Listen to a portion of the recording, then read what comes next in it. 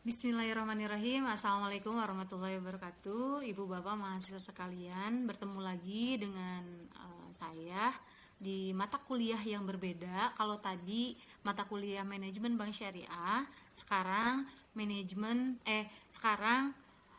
mata kuliah ekonomi pembangunan. Adapun terkait dengan penyampaian di pertemuan pertama ini sama atau tidak jauh berbeda dengan mata kuliah yang sebelumnya.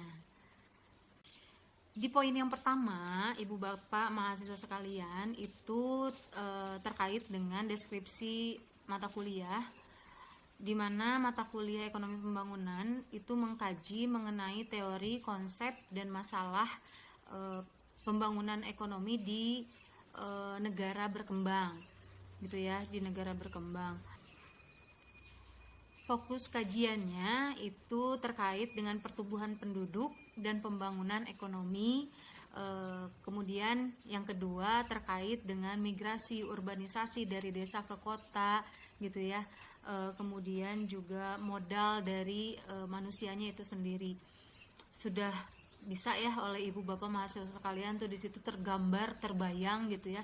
Fokus yang dikaji yang pertama itu terkait dengan pertumbuhan penduduk dengan pembangunan ekonomi. Sekarang kita lihat pertumbuhan penduduk apakah cepat atau tidak, atau sederhananya adalah pertumbuhan penduduk itu seimbang tidak dengan pembangunan ekonomi pada saat ini.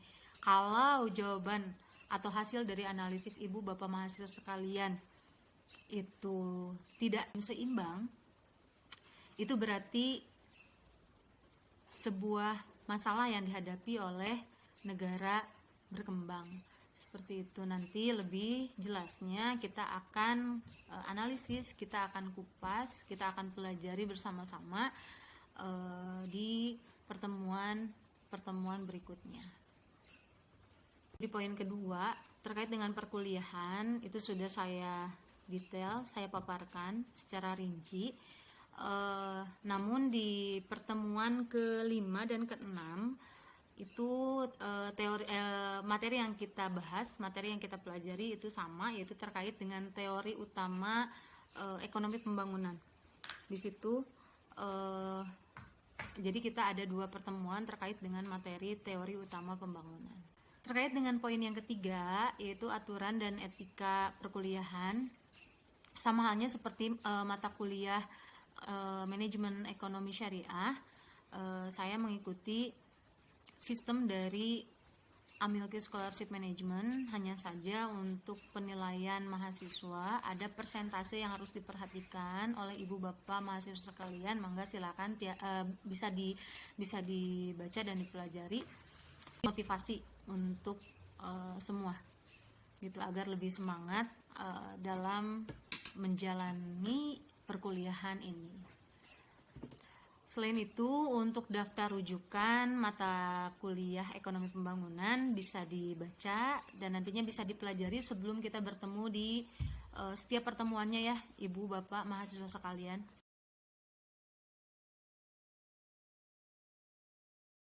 Untuk pertemuan kali ini saya rasa cukup.